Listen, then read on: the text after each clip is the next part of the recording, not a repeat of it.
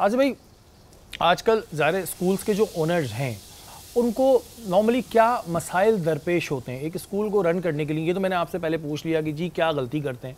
अब बहुत से बेचारे ओनर्स हैं, उनको कुछ मसाइल भी दरपेश होते हैं जब आप किसी स्कूल को रन करते हैं, तो ज़्यादातर मसाइल क्या देखने में आते हैं? देखिए, मसाइल का तो अनबार लगा हुआ है। स्कूल खोलना एक सबसे बड़ा मुश्किल मसला बन चुका है। ठीक है, एम्यूनिटी प्लाट गवर्नमेंट देती नहीं है। एम्यूनिटी प्लाट जो होते हैं वो सियासतदानों के पास पहले से रखे हुए होते हैं और वो दबा के उसको बैठे हुए होते हैं। बिल्कुल। अब हम जैसे लोग जो कि 41 साल से स्कूलों को चला रहे हैं, वो ज़ाहिर है कि हम रेसिडेंशियल एरिया के अंदर जो है अपने स्कूल खोलते हैं और इलाके के लोग ही जो है उस स्कूल के अंदर दाखिला लेते हैं और पढ़ते हैं, क्योंकि उनको जो है करीब पड़ता है और अगर अच्छी तालीम मिल रही है, क्वालिटी की आपको मैसर है और स्कूल खोलते हैं, तो सबसे पहले हमारे पास मसला आ जाता है कि जी आपने रेसिडेंशियल एरिया के ऊपर स्कूल क्यों खोला। बिल्कुल, ठीक है ना। एक बैंक में आप जानते होंगे SBC है, ठीक है ना, फौरी तौर से उनके नोटिस आना शुरू हो जाते हैं। नोटिस आना शुरू हो जाते हैं और वो ये कहते हैं कि जी रेसिडेंशियल एरिया के ऊपर आपने स्कूल क्यों खोला। मुझे बताएं कि रेसिडेंशियल एरिया के ऊपर हॉस्पिटल भी खुले हुए हैं, स्कूल भी खुले हुए हैं, क्लिनिक भी खुले हुए हैं, ब्यूटी पार्लर भी खुले हुए हैं, बैंक भी खुले हुए हैं। ठीक है ना। कौन सा ऐसा शोबा है जो कि रेसिडेंशियल एरिया के ऊपर नहीं खुल रहा? और रेसिडेंशियल एरिया के अंदर कोई अंदर गलियों कूचों के अंदर नहीं होता, मेन रोड की तरफ ज़्यादातर स्कूल होते हैं जहाँ पे ट्रांसपोर्ट की फैसिलिटीज़ भी स्टूडेंट्स को मिल सके। तो ये बैंक में होते हैं। फिर दूसरे हमारे ऊपर जो है EOBI, आप जानते हैं, सेसी है, UBI है। अब हमको लेबर एक्ट हमारे ऊपर लागू कर दिया गया। हमारी बिजली कमर्शियल है, हमारे पानी का जो टैक्स है वो कमर्शियल है। यानी कि हमारे सिर्फ टैक्सों की देखेंगे तो आप हैरान हो जाएंगे कि इतने टैक्स और एक तालीमी इदारे के ऊपर जो कि इस मुल्क का तालीमी सिस्टम को 70 से 80% अपने कंधों पे उन्होंने ये लोड उठाया हुआ है। कोई गलत काम नहीं कर रहे, तालीम फैला रहे हैं और ज़रूरत है इसकी। और गवर्नमेंट के पास फैसिलिटी है। गवर्नमेंट के स्कूल आपने देखे होंगे, वहाँ पे गधे घोड़े बंधे हुए हैं। बिल्कुल, मैं भी देख कर आया हूँ। जी हाँ, गधे घोड़े बंधे हुए हैं। अगर कोई आदमी अपना इन्वेस्टमेंट करके और अच्छी तालीम दे के क्वालिटी दे रहा है तो उसको अप्रिशिएट करना चाहिए। गवर्नमेंट को हमारा साथ देना चाहिए, ना कि हमारे ऊपर टैक्सेस लगा कर हमको पाबंद करना।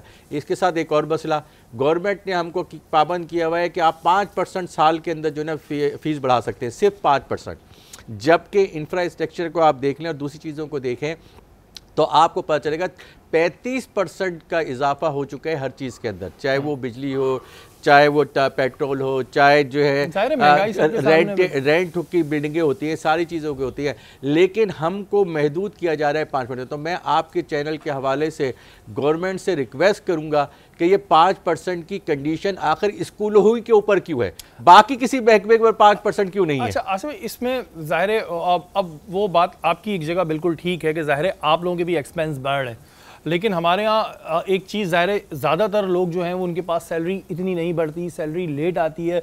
इस वजह से जब ज़ाहिर शोर होता तो कहते हैं जी ठीक है फिर स्कूलों पे डाल दो। स्कूल वाले जो हैं ये ज़ाती करते हैं, इस वजह से वो कहते हैं जी स्कूलों को कह दो ये ज़्यादा नहीं बढ़ाएंगे। तो मुझे एक और भी ऑब्जेक्शन है कि देखें, कोई जो है पेट्रोल कहाँ से कहाँ पहुँच गया, कोई सड़क पे नहीं आया, बिजली कहाँ से कहाँ पहुँच गई, कोई सड़क पे नहीं आया, लेकिन स्कूल की फ़ीस देने के अंदर पेरेंट्स को सबसे ज़्यादा भारी पड़ता है। जबकि वो 30 दिन काम कर रहा होता है, आपके बच्चे को निखार रहा होता है, उसका मुस्तकबिल बना रहा होता है, पूरी तवज्जो दे रहा होता है, आपको बेहतरीन रिजल्ट्स दे रहा होता है।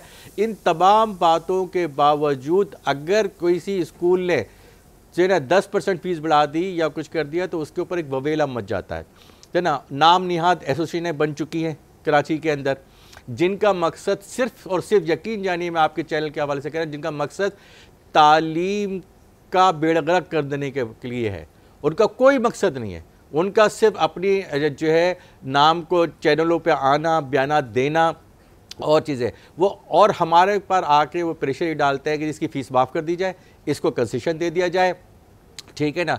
पेरेंट्स के कोई वो मुखलिस नहीं है। अच्छा, ये फेवरेटिज्म चल रहा होता है, ये फेवरेटिज्म चल रहा होता है जी। और अब तो ये सिलसिला हो गया है कि जी ऐसी एसोसिएशन कराची के अंदर जो है फाल हो गई हैं जो कि सिर्फ स्कूलों के ख़िलाफ़ बात कर रही है और कुछ नहीं कर रहे हैं। लगता है कि सबसे ज़्यादा क्योंकि मुझे तो लगता है कि ये या तो इंडिया के इसराइल के एजेंट हैं जो कि यहाँ पर आए हुए हैं, और इस मुल्क के अंदर जो 70-80% का लोड उठाया हुआ है एजुकेशन का, जो रिज़ल्ट दे रहे हैं, आपके कैमरे सिस्टम दुनिया के अंदर पाकिस्तान के रिज़ल्ट बेहतरीन आ रहे हैं, बेहतरीन आ रहे हैं दुनिया के अंदर।